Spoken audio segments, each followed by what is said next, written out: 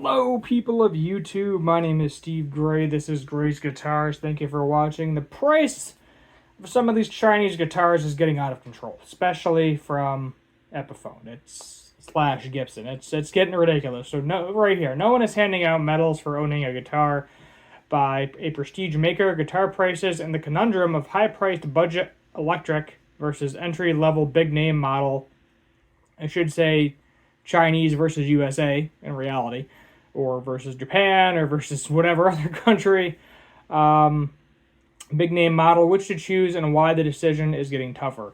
With top-of-the-line Epiphones challenging Gibson USA models for specs, for price points, and being priced accordingly, how do you decide which model is right for you? So once upon a time, it was obvious where a guitar budget brand ended up its prestige brand began. Squier was to Fender, Epiphone was to Gibson, a respectable alternative for those who couldn't afford or choose not to buy the full fat version. If you didn't mind going off-brand entirely, you could buy decent copies by the likes of Tokai. Today, however, things aren't quite so simple. Like the Chinese-built Epiphone Kurt Hammett Greeny 59 Les Paul is $1,500. And that is priced similarly to the Gibson Les Paul Modern Light. Gibson loaded the Epiphone, with goodies. It's got the correct headstock shape, the one-piece neck. It's got the Greeny buckers, the CTS pots. The only thing it doesn't have is the rosewood fretboard, which is extremely disappointing because they can easily put that on there. And you could slap a Gibson logo on there. Who would know the difference? So essentially, the Epiphone represents the high end of affordability, while the Gibson represents the low end of premium. So high end of affordability in China, and then, low end of USA. So the two frontiers have never really been allowed to overlap. So obviously before, it used to be, you pick up a Gibson for $2,500. The Epiphone was $500. There you go. It was like a 5 times or so price difference. So guitar buyers are kind of ruffled and unprepared and don't really know what to do. What should we buy? Ultimately, what should you buy? So look at the comments of the video below here. We'll go ahead and say I don't understand the complaints about about it being Chinese and Epiphone. People seem to forget that Gibson used to be the cheaper option from Epiphone. That's actually not true because Gibson bought out Epiphone. So they were competing with each other. They were on the same level back in the 60s. So why shouldn't Epiphone strive to get back to higher-end guitars? Doesn't matter to me. Epiphone is making USA stuff now. Not a lot of people are buying it, but they do have a couple of USA-made, I think, semi-hollows, casinos, USA casinos, and then the acoustics as well. So there's no right answer, what it says right here. So then you can look at things, for example, choosing between a beautifully made but stripped-down guitar such as the Manson Verona Jr. and something like a Mexican-built Charvel Pro Damas style 1HH. There's a mouthful, a couple $100 difference. So Mexico, I think, versus China. I've never heard of a Manson. Let's actually look that up real quick because I have no idea what this guitar is. Okay. Never heard of the brand, I'll be honest with you. So let's see what we got here. I'm just going to skip past some of this. Charvel offers a more comprehensive package for a little less, but how do you put a price on the boutique-grade fineness and attention to detail that the Manson embodies? You can go to like a boutique builder and essentially get something better than a Gibson Les Paul for the price of one. That is definitely an option, but at the end of the day, the resale value is not going to be there. A lot of people, they see a one-off or they see, brand name they've never heard of, and it doesn't mean it's a bad guitar, but in terms of resale, Gibson and Fender are the two kings. They are up there. I would even argue that PRS isn't really up there. Music Man isn't really up there either. If you look at the resale market, they take a pretty big hit once it goes onto the used market. Even the super fancy ones take a pretty big hit. To help untangle the tricky choices buyers face when making choices such as this, it's important to separate functions, benefits from purely subjective stuff. On the functional side of things, such as hardware, component quality, useful features and build quality. On the subjectivity side of things, brand, heritage, artists. There's probably a third category that's a bit of both. The resale, resale is, for me, that's a big thing because I'm constantly buying, selling, and trading. Collectability, if you buy an Epiphone Greenie, you might lose $500, but it's going to be worth significantly more than like an Epiphone Les Paul Standard that has the Epiphone Pro Buckers in it. There are many factors in play. So how do you weigh all this if you're shopping with the tricky price there? Would the cheaper high-end electronics compete for your money with the high-end of mainstream? Honestly, a Epiphone Greenie versus a Gibson Modern Light, that's a hard choice. I mean, I feel like in terms of resale value, you'll probably end up losing less money on the Gibson when you go to resell it. I feel like you can probably, the Greenie's probably going to become right under $1,000, and then the Epiphone, or the Gibson rather, is going to probably stay in that $1,200 range. It's important to accept that unless you are unusually pragmatic, the presence of a famous fashionable name on the headstock probably will influence how much you want to. Yeah, it does. It 100% influences you buying a guitar. 100%. Everybody, given the choice of comparable guitars, is going to choose the Fender USA versus the Squier or the Mexican, and the Gibson USA versus the Epiphone, Mastriano, whatever the heck brand they had on it. So if you really can't get past the wrong brand name in your field of view, there's no point. Buy the name brand. As I said, you're never going to get a better resale value than if it says Fender or Gibson on the headstock. That's just how it is. In terms of specs, it doesn't matter that the Epiphone might be spec'd better, or the Squier might be spec'd better, or the Fender made in Mexico might be spec'd better. That is what it is.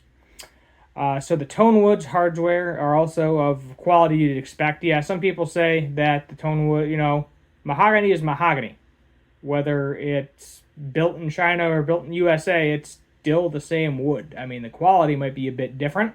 They might let stuff go more in the Epiphone factory. But when they're not really putting veneers too much on the fancy models, minus just the flame part of it, then there you go. Weight against the practical experience in playing the guitar in question. Do you get goosebumps when playing? Yeah, I mean, do you like it? Do you think it's cool? Do you want to play it? There you go. High quality, versatile models, affordable product line, such as the PRS SE Silver Sky. Yeah, there's the PRS, the core model, which I think is the CE. Then there's the more affordable model, which is the SE. They do same headstock, same brand, and they've sold quite a few guitars. I think it's fine. Whatever. It's just another Strat ripoff. Big whoop-de-doo. I'm sure they play fine. The writer learns the hard way when age 17, went to Denmark, bought a Ferrari red single pickup Gibson US Melody Maker because, it just had to be Gibson. That was the only thing he could afford. Well, that's interesting. Though a decent enough guitar, its lack of features was rather limited in what it could do, and sold on for a standard Mexican-built Strat that was used for many enjoyable gigs, and that's still remembered fondly today. So, I mean, basically, this is somebody saying that for the price, they basically got a Mexican Fender and they got a USA Melody Maker. The Melody Maker has like one pickup. You can't really do much with it. That's all it is. It is what it is. Especially if you're buying the cheapest of the cheap Gibsons where they got one pickup in them and nothing else. There's only so much you can do with one pickup. If you want a switch and a tone control and some options, then you need to pay up more or look at a different brand ultimately. Though a decent enough guitar, its lack of features was rather limiting. All right, so there we go. We'll skip that. So brand Chet alone isn't enough to make a keeper. What the heck does that mean? Chet? Kasheet? All right, we're going to look this up. I'm having a fun time. I'm messing around. Cachet. Okay, there we go. What does that even mean? The state of being or respected or admired prestige. Using fancy words here today. Learn something new every day, and you'll become a smart person. Isn't enough to make a keeper. So the reality is that, as we often have said before, the best guitar to buy is one you feel an immediate connection with. The best guitar to buy is one you're going to actually play, ultimately. This writer snobbishly dismissed 70s Gretches before picking up a well-used country club that almost seems to play itself and sounds sensational if it had been for sale and been written off the owner's arm off. So perhaps in the final analysis, it's best to permit yourself to be persuaded by the guitar itself and let the chips fall where they may. Yeah, I mean, pick the thing up.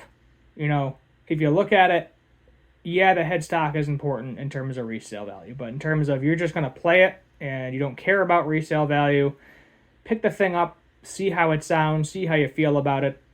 If you know you're going to play it, go for it. If you think, you know, if you can't get past the brand name on the headstock, then move on to one that has the brand that you want. That's what it comes down to. I've played Gibsons that have sounded like crap. I've played Fender USAs that have sounded like crap.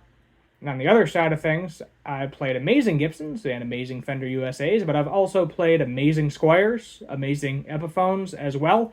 One that I would argue in terms of playability are equally to, if not better, than a USA model, and same with the Mexicans too. So, I mean, there's going to be good and bad guitars in every single area. I know a lot of people crap on 70s Gibsons, but there's good ones in there. There is good ones. I mean, it might take a while to find one. You know how you know a guitar is good? If you see an old guitar and it looks like it's been played to crap, that's usually how you know it's a good guitar. If you see an old guitar, it's beautiful, prestigious, it's either one or two things.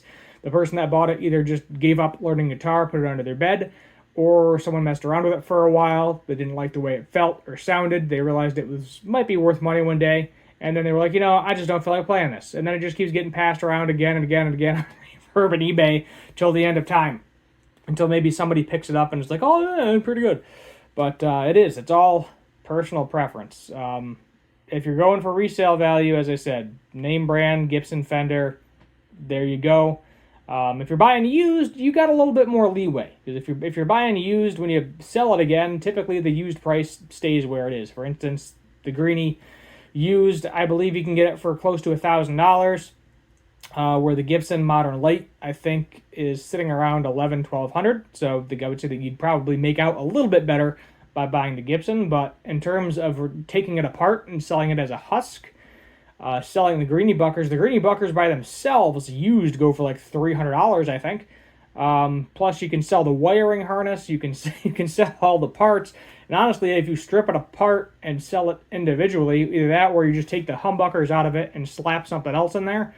Obviously you got to disclose that you put a different humbucker set in there. Then you might end up making your money back. It's definitely a possibility. It will definitely devalue the guitar, don't get me wrong. But there's ways, sometimes the parts of the guitar are worth more than the guitar itself.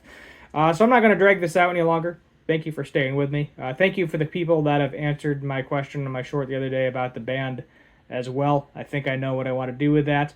But I got to start practicing some more guitar is what I'm going to be doing today. So we're going to cut this one where it is. Hit that subscribe button, notification bell, share, like, all that fun stuff. And I will probably make a short tomorrow. Have a good one.